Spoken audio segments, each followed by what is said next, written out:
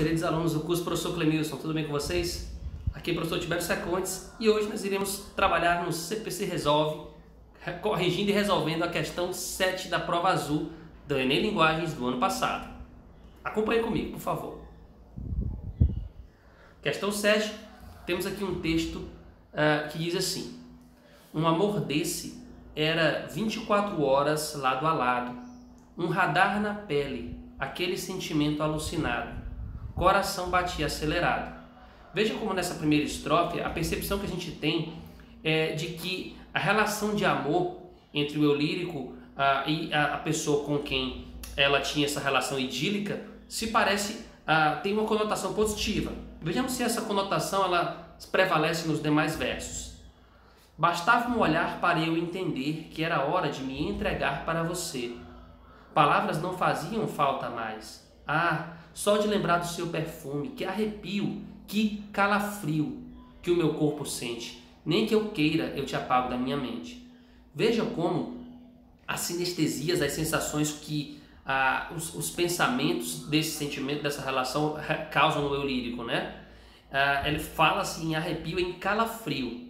Será que esse tipo de sentimento é o sentimento que normalmente se evoca em uma pessoa que tem memórias positivas ou salutares de uma relação com outrem? Arrepios, calafrios, né? Ou será que essa tatuagem na mente do eu lírico, essa marcação qual ferro de marcar gado, constitui memórias depreciativas, negativas em relação a essa relação?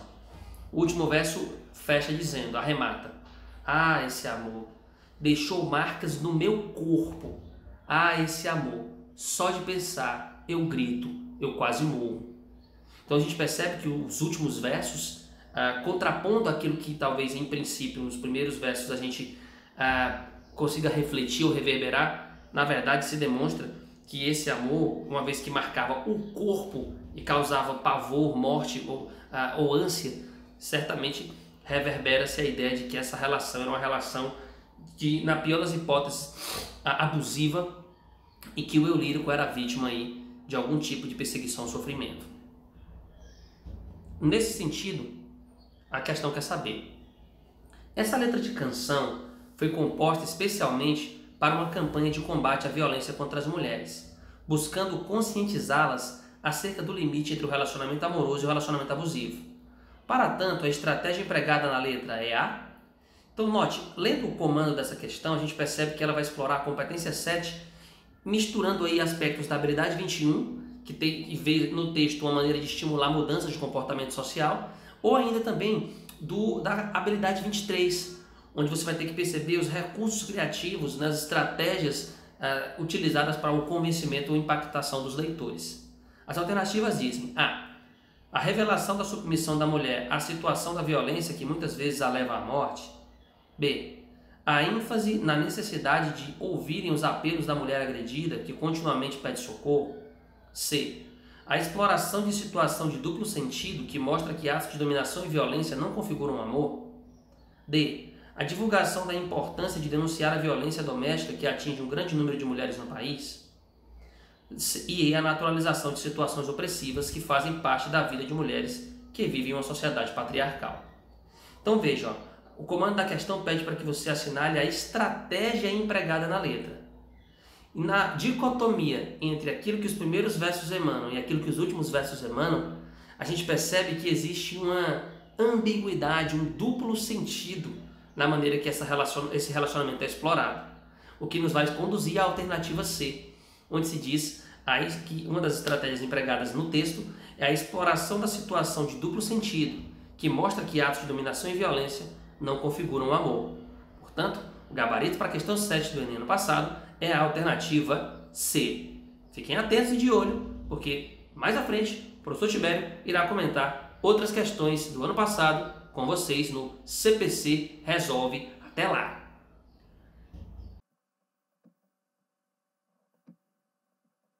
Alô, galerinha do CPC! Alô, você do CPC! Estamos na resolução do Enem 2019. Nesse momento agora, tem o Flávio Coelho com a questão 52. Vamos fazer análise do contexto para você melhor interpretar e solucionar e resolver a questão número 52. Questãozinha de história do Brasil. De boa? É uma questão que vai envolver a temática das grandes navegações, o contexto da colonização das Américas e da exploração do continente africano, notadamente o que interliga Europa, América e África, vários fatores, mas dentre eles principalmente, fisicamente, o Oceano Atlântico, que era um rio chamado Atlântico. É o contexto das grandes navegações. Nós estamos saindo do final da Idade Média, estamos imergindo no período da Idade Moderna, e você sabe que a crise do século XIV só foi superada exatamente quando os europeus singraram por mares nunca dantes navegados, que vai provocar uma revolution na atividade comercial europeia, que vai dinamizar o comércio europeu, que vai dar uma pujança, evidentemente, para os países modernos, absolutistas que surgiam ali na Europa. De boa? Então, lembrar que o que os europeus conheciam de mundo, o horizonte geográfico de conhecimento europeu era muito limitado. Estou colocando esse mapa de 1375 para você ver que praticamente o que o europeu conhecia era em torno da orla mediterrânea. De boa? Nós vamos sair e singrar por mares nunca dantes navegados por vários fatores. Encontrar uma via alternativa para o Oriente, uma via alternativa ao monopólio árabe-italiano que existia na atividade comercial do Mediterrâneo, desde as cruzadas. O sonho das riquezas, as especiarias, os metais. As especiarias vão alimentar não apenas o paladar, mas os interesses, os sonhos, os gostos. Expandir os domínios europeus e, claro, ampliar os poderes para os reis absolutistas que surgiam aí nesse contexto inicial das grandes navegações. Converter os nativos ao cristianismo, notadamente, é uma espécie de propagação, multiplicação, conquista de maior número de fiéis, a catequese, e combater os muçulmanos, claro, também um dos fatores, os relatos das histórias fabulosas de Marco Polo, das riquezas do Oriente. Tudo isso era uma sereia que seduzia os europeus a singrar por mares nunca dantes navegados. De boa? Então, nesse contexto que o Cabral passou pelo Brasil, pelas duas charges, você começa a perceber que começa o infortúnio das populações nativas aqui e das populações nativas da outra costa atlântica lá na África, já que nós vamos ter também, além da escravidão aqui, o comércio de escravos vindo de lá para cá. De boa? Daí os índios brasileiros viviam de forma romântica, idílica, Avatar. Quem assistiu o filme Avatar, os índios viviam como um avatar, em simbiose com a natureza, com a terra, com o ar. Mas vai acabar. As tribos indígenas que viviam no Brasil, uma heterogeneidade e uma grande quantidade de tribos indígenas, viviam de várias formas. Forma nômades, basicamente do extrativismo, e semi-sedentários, que já produziam na agricultura, era uma agricultura de subsistência, mas já produziam. O destaque para a nossa questãozinha, a produção da mandioca. E aí você lembra da mandioca, tem a farinha, tem o beiju, os índios produziam o cauim, e esse costume que nós tínhamos aqui foi levado para a África, notadamente a posteriori, no contexto, por exemplo, que nós vamos ter do tráfico de escravos, do tráfico negreiro, base também da papa da alimentação utilizada no tráfico de lá para cá, era também a farinha da mandioca. De boa? Consequências das grandes navegações. Primeiro, a terra é grande, velho. O europeu percebe que a terra era muito maior do que se imaginava. Há uma expansão do horizonte geográfico do europeu. 2. O eixo econômico vai ser transferido do Mediterrâneo para o Atlântico. Um rio chamado Atlântico.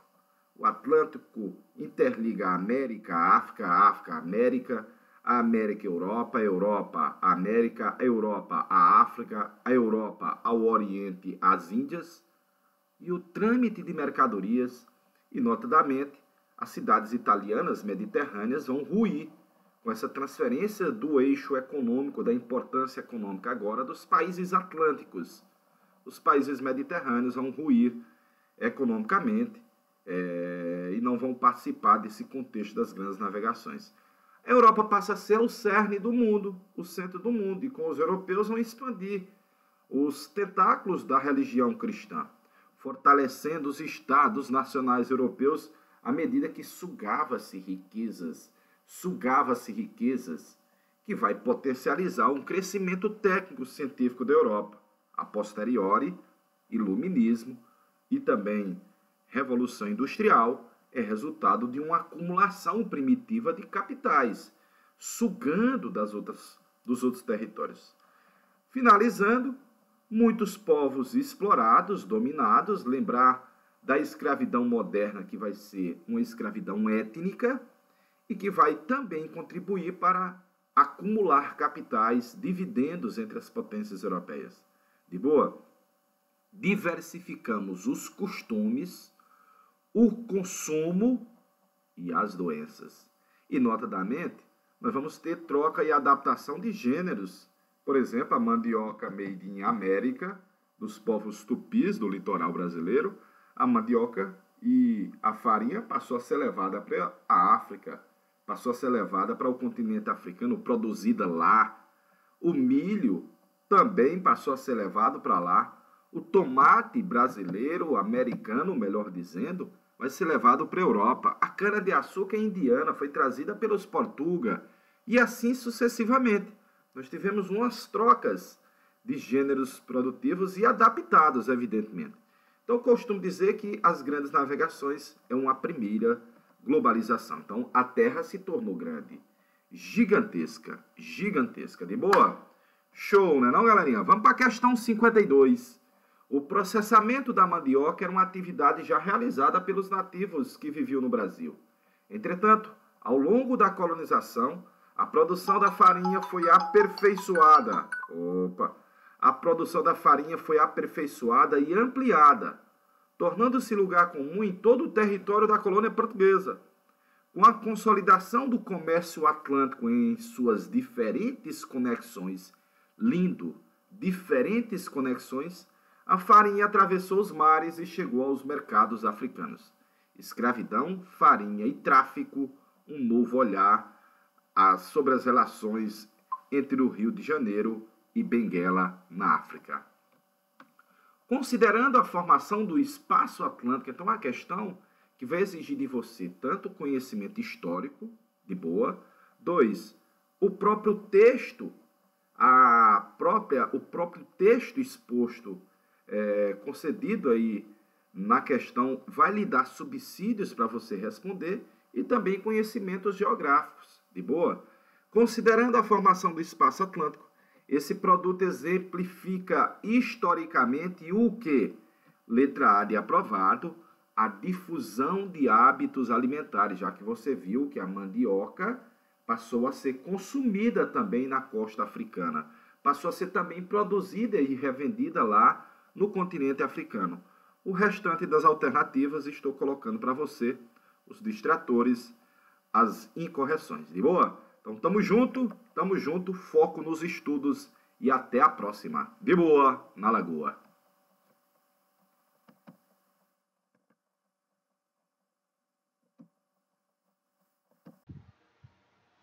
E aí, galera? Olha só, CPC resolve. Vamos para a nossa questão do Enem de 2019, a questão de número 97, da prova do segundo dia, prova de natureza. Mas lembre-se da prova azul, né? Estamos usando ela como nossa referência. Então, a questão 97 diz o seguinte: as cutias, pequenos roedores das zonas tropicais, transportam pela boca as sementes que caem das árvores, mas, em vez de comê-las, enterram-nas em outro lugar. Então as cutias vão guardando as sementezinhas ali, né? De repente uma reserva, eu vou guardar aqui porque eu não vou comer tudo isso agora, eu vou guardar, depois eu volto e faço a minha refeição. Esse procedimento lhes permite salvar a maioria de suas sementes enterradas para as épocas mais secas, quando não há frutos maduros disponíveis. Então ela está se precavendo, né? Guardando as sementes. Cientistas descobriram que as cutias roubam as sementes enterradas por outras, E esse comportamento de ladruagem faz com que uma mesma semente possa ser enterrada dezenas de vezes. Então, nisso, outras cutias, ou seja, da mesma espécie, vai lá e rouba da outra cutia e enterra em outro lugar, né? Interessante isso aí. Alguns alunos podem pensar, está se aproveitando do trabalho da outra. Na verdade, não. Uma cutia vai pegando da outra e, na verdade, é uma disputa entre elas por essas sementes. E essa interpretação adequada é crucial para você marcar o gabarito correto. Porque se fosse um esclavagismo, por exemplo, uma não teria trabalho nenhum, só a outra. Ela se aproveitaria do trabalho da outra, né? Então, nesse caso, não. Elas estão disputando pela mesma semente. Então, quando a gente olha para as alternativas, onde ele diz essa ladruagem, onde uma vai roubando semente das outras, está relacionada aqui. Sinfilia é o esclavagismo, né? Então, não é uma se aproveitando do trabalho da outra. É uma disputa, é uma briga por alimento, né? E que, inclusive, é importante dizer que as plantas acabam sendo favorecidas com essa briga de ficar enterrando sementes, que ora uma semente dessa germina e acaba propiciando a reprodução da planta, né? Da planta que gerou aquela semente. Predatismo não, porque predatismo é uma relação ecológica entre presa e predador, que não é o caso. O predatismo é uma relação interespecífica desarmônica. E o caso da questão é uma relação intraespecífica entre as cutias. É desarmônica, mas é intraespecífica. Parasitismo é outra relação interespecífica, é uma espécie que parasita a outra, causando lesões, causando danos, prejuízos, é, portanto, desarmônico também. Competição. Existem 2 níveis de competição, intraespecífica e interespecífica. Então, eu posso dizer que é uma competição? Posso, porque cutias, nós, qualquer ser que vive com outros ali da sua espécie, acaba tendo uma competição por alimento, por espaço, por fêmeas, né, no caso da reprodução. Então, a competição é o gabarito adequado para a questão. Comensalismo, vamos lembrar dos seres que se aproveitam dos restos alimentares dos outros, ou que pegam carona com outro, que é um comensalismo do tipo forésia, né? E aí nós temos que não se encaixa nesse quadro. Comensalismo, a gente tem, por exemplo, os peixes rêmora, que pegam carona com o tubarão, com aquela ventosa que ele gruda, e quando ele vai se alimentar, ainda se alimenta dos restos que o tubarão nem se interessa. Para o tubarão é indiferente, mas para o peixe rêmora é positivo.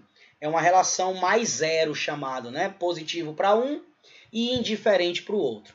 Competição, é importante lembrar que toda competição ela é menos, porque em toda competição há prejuízo para os dois, há gasto de energia, é uma briga e toda briga acaba que sempre os dois perdem alguma coisa. Mesmo que alguém saia, digamos, vitorioso em um dia, em outro momento ele pode ter prejuízos. Mas a competição é necessária.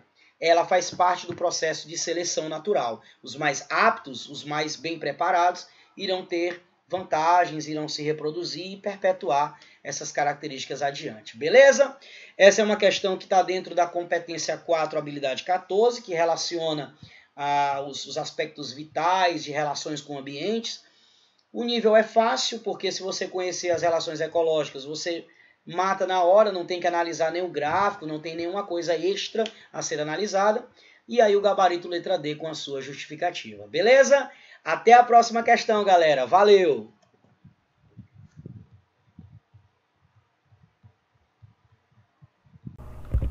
Beleza, pessoal? CPC Resolve Enem 2019, Matemática, comigo, professor Abraão Florencio. E vamos resolver aí a questão número 142.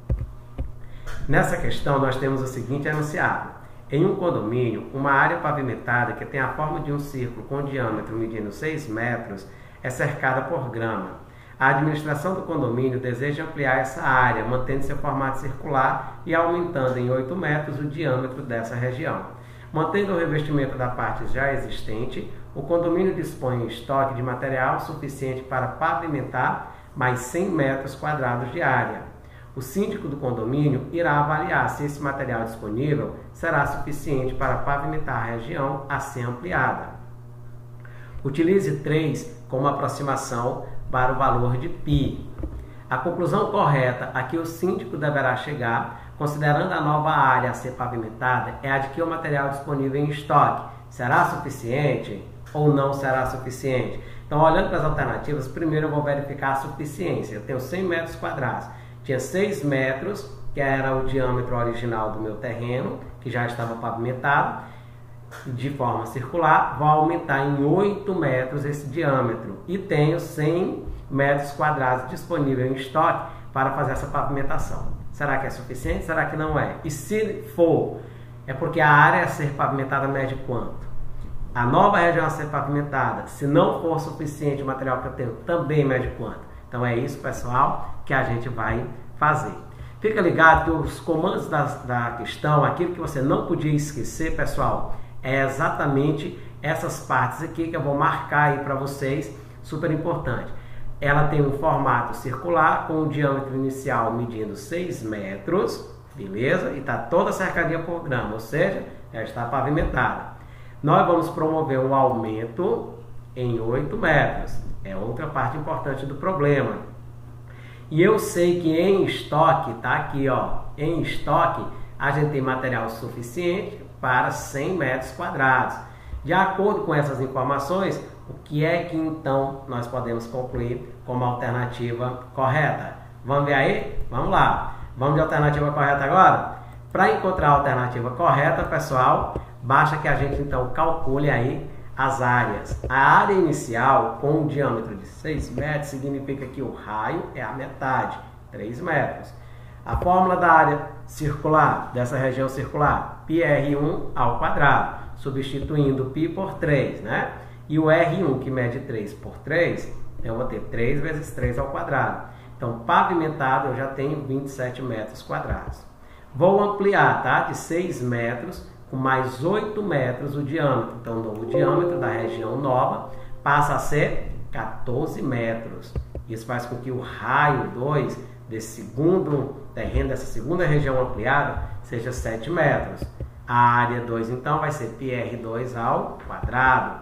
Portanto, 3 vezes 7 ao quadrado, 147 metros quadrados. Agora, cuidado, eu não vou pavimentar 147 metros quadrados, porque nessa região aqui de 147 metros quadrados, já existe essa parte aqui azulzinha que já está sombreada, que já está pavimentada. Então, a nova área é somente essa coroa circular, cuja área é dada pela diferença entre a área total, a área grandona, menos a área inicial, a área pequenininha, 147 menos 27. Então, eu tenho que fazer uma pavimentação de 120 metros quadrados. Fica ligado que aqui, ó, quando eu falo que eu tenho que pavimentar 120 metros quadrados, voltando aí nas alternativas, pessoal, eu não vou ter nenhum problema, né? Eu vou perceber claramente entre as alternativas que o material que eu possuo não é suficiente.